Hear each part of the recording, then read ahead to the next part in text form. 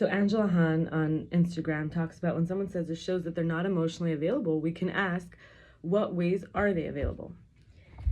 For example, is this person intellectually available? And she gives the example also sexually. I mean, I personally am wanting to represent also people who do not want to be casual sexually and who would like to contribute to maintaining that energy is sacred. But so basically, if someone's sexually available but they're not emotionally or intellectually or physically available, it wouldn't be necessarily, it might be desecrating the sexual energy because they're not making it sacred or holistic. It's like a using of something for pleasure. So, but that's just how she puts it. So we can make our own decisions if we're drawn to that person in the ways that they are available. Let's say somebody's only available on Sundays. Do you want somebody who's available when you want them to be available, or when they're only available on Sundays, for example? So we get to choose more of what we like when they are available. For example, the decision to continue connecting with this person is for me, because if it at any point says, I don't want to connect with this person who's only available on Sundays, then thanks for the gift of getting to know more of you and more of me during our time together, now I can make more space for other things or people I like, but really for myself. So even if someone says they're not available in the way that I wanted them to be available, and then even if someone says they are available in the way that I want them to be available, maybe emotionally, maybe intellectually, maybe time-wise, or to help me physically, or, to rely on them for some task, but then they show that they're not, it's really good information that the inside and the outside don't match. And regarding whether they're, and the point is that if they're incongruence where they are not who they are saying themselves to be or showing or believing, whether that comes from their confusion about what they're available for, or if it's not good intention because they're punishing me or because they think I'm not worthy, that's really valuable information for me to enforce limits, like about how I show up to the relationship or even terminate the relationship, because relationship is relating. It's two people. It's like you're in a boat together. If someone is saying that they're going to patch up that area, but then they don't, and then there's leaks, right? So it's like we're both in this, but you're not doing it. So maybe I don't want to be in a boat together with you. So we can gather this evidence and trust the person's words, and then in the whole process we get to collect valuable information about what emotional availability actually, or whatever kind of availability actually means for me. So for example, is it the way that they make eye contact, and is it the extent and the method which they share their emotions with me vulnerably, or is it how quickly they're responsive to me? And by doing this self-inquiry, because often we have a goal and then we don't realize that we have to actually work on ourselves to get to where we want to go, but we sharpen our own understanding of what we look for, that we're calling this kind of availability. And then anyone that decides to offer this, so that I can be transparent and congruent about what I'm looking for in the current or future connections, whether it's friends, for romance, whatever.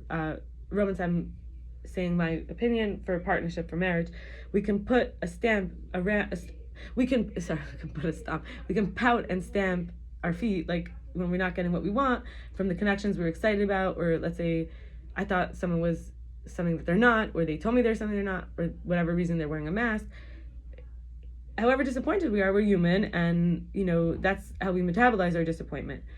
And our bodies, while our brain picks up the information and then we can make better decisions, the brain and body are supporting our heart, so that we can ask ourselves, is my heart willing to be held by the different parts of me? This is my heart.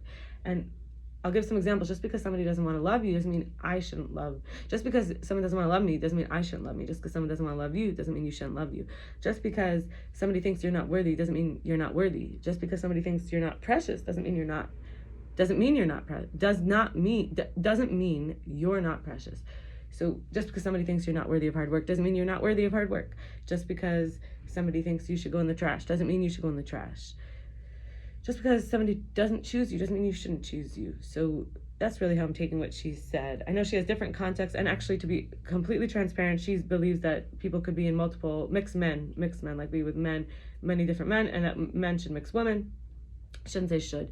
She is feeling like that's could be healthy, and I don't. So I'm not saying we shouldn't all be one, but I'm saying the ultimate partnership of a man and a woman, or masculine, feminine, is the wholeness. It's the wholeness. It's the in and the out. So it's just natural, and it was created that way. And not to say that we don't have so many great assisted creations like with modern medicine and technology, but we're talking about the reality here of like interpersonal and like our heart, and whether or not we're gonna be stuck in disappointment or chasing what isn't for us, God forbid. And then also there's a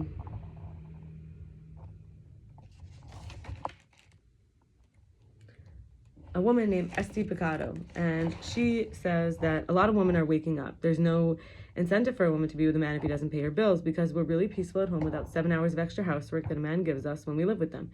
If a man comes to ruin our peace, he has to give us something for it to be worth our while. I think this is what she says. She thinks it's insane that as soon as, women started working so they could be free from the shackles of men, that men used it as a way for them to slack off and put most of the burden on us. It's kind of gross. The fact is, if you love your wife, you will take 3 jobs. If you love yourself, you'll make her take 2 jobs. She thinks some men's perspective are so messed up in this day and age where they say that the economy is hard, like that's an excuse to make a woman haggard and old by working. Women need 9 to 10 hours of sleep. I say that sometimes I get close to that. We need, or even reach it. We need more peace and rest to not get old before our time. And there are men using up a woman's youth until she's 40, then exchanging her for someone younger. God forbid that should ever be my portion. There has to be insurance to protect women because you can always make more money, but a woman cannot get back her youth or beauty. There are women who have 5 children working 3 jobs, so women could do it on their own. If a man doesn't make our life easier, then they should not get the benefits of being around a woman that creates beauty and multiplies everything. I just need to get this out because she says, when I think of how much women have done for men and how much men have used women, it's so painful to have to see women today, in today's day, arguing whether they have a right to their husband's money and being called lazy when they don't have a job on top of everything else they do. It's disgusting. And the term gold digger was always about men. They will tell you, you're the problem while profiting off your pain. I'm excited about the future. Women will own most of the wealth of the world, and when women are in charge, they have more compassion and do not cut corners to their own self-interest. And I love every word that she said, even if I wouldn't say it exactly that way, and even if they're not exactly my words. And I think in terms of this being a rupture, like a blockage, like the fact that I look back and I think of how many women silently suffered feeling powerless and not chosen, and still working nonstop and basically doing the cooking and the cleaning that people get paid for, and the almost slave labor, just to be like, well, if you don't put up with me, I'll go find another woman who will. Or this disgusting man, Aaron Kohn. I call him disgusting because he just, like, at the moment, I just feel like he's so sick. He's a representation of the sickness. I say disgusting because if you saw someone covered in pus, you would say, ew, disgusting. So I'm sure that there's the good version of him potentially that could emerge. But for now, just what I would like to say was that this idea that he would say, well, if his father recommended to him, and his father and mother got divorced, and his father went off to like take care of some old desperate women who apparently don't have anyone else because they're divorced or single, or their husbands or their widows, and he like helps them, and then he feels like he's such a great guy because he doesn't have to commit to the wife who raised the kids, who didn't have any daughters, who didn't have girls in the family, and who she was, and in a way she's left. And he always says, oh, woman, take your money. Like, this man who I thought could be my husband, for months is telling me like, oh, well, if you don't put out, another one will put out. And I said, but we're not married. Why should I give you such things? And I explained that many times, and so there's this like blockage of like, well, if you don't do what I want, I'll go find someone else. He says, what does a man do if a woman makes him crazy? He goes find another woman. Like, he's not going to have another woman who's going to become crazy. And if she has lower self-worth, lower self-esteem, he's using her. So he's doing something. He's not innocent. It's not innocent that the wife is making him crazy. He's using. That means he's not ignorant. He's not ignorant. He's choosing. So, but I had a conversation with him. This man, Aaron Kohn, can say theoretically things like, oh, well, if there's a blockage, or if there's a rupture, it could create a blockage, and then we have to repair it or clear it or go around it. But he can't actually apply that to himself. So I give us all a blessing. This is the video before Sabbath, that we do not chase what's not for us, that we always remember our worth, our preciousness, our belonging, our ability to adapt, and that we never put ourselves in the trash. We never enable men to use women. That stops with the previous generation, and from now on, from this day forward, everybody together is able to recognize that woman is the gift. Woman is the one. The man wouldn't exist if not for the woman's, like, because Adam was alone. He didn't have what he wanted without the woman being created and from him. So he should be able to love her, and then she has his children. Like, so I feel like this sense of when they say the feminine is rising at this time, the man has to rise to the occasion. The woman is giving him existence. The woman is allowing him to have something to offer, to be a reflection. And it shouldn't just be that he's the effect. He should want to be a cause. He should want to be the cause for her beauty. He should be able to raise her up. He should work hard. Women are worth hard work. It says the man will have to work hard and the woman will desire her husband. So, yeah. We should be able to metabolize all our disappointment and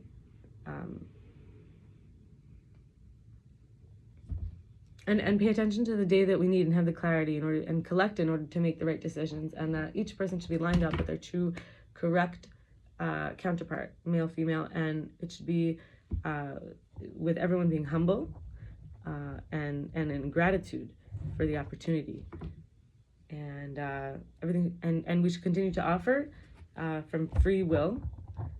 Like, in other words, the woman should not have to force the man to be with her, and the man should not have to force the woman to do anything she doesn't want to do. So may that be the gift of this Shabbos for the whole world. Amen. Kohn Yehi Ratzon. Wish everybody a good Shabbos, continuing to have good dreams and good sleep and good peace and relief and joy and strength and laughter for building and for exercising and success and for working and learning and to get closer to our goals and to write new, better stories rather than the stories we have when we get triggered, and to circumcise all the trying to hold on to breadcrumbs from somebody else's loaf, and then we're like, why don't you give more? Why don't you want to give more? And it's like, let them have their crumbs. Like, let them think that that's how to, you're not Hansel and Gretel. You don't need to collect somebody else's crumbs. You deserve your portion, and I deserve my portion. We all deserve our portion. Let's be like, with so much respect that let's all rise up in respect for life, respect for the true essence, and to remember that everything that happens to us, even if it was negative, that we are being modified because we have a function to adapt.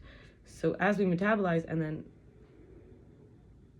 return from any exhaustion, there's always opportunity in the tree of life to connect with every single letter to the whole body. So that means that even like we work with the side of your neck, like it could help your toe, and then like